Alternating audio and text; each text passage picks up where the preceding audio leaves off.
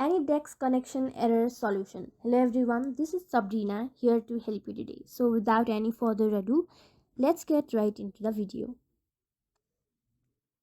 So first, go to Play Store and see if you have the latest version of Anydesk.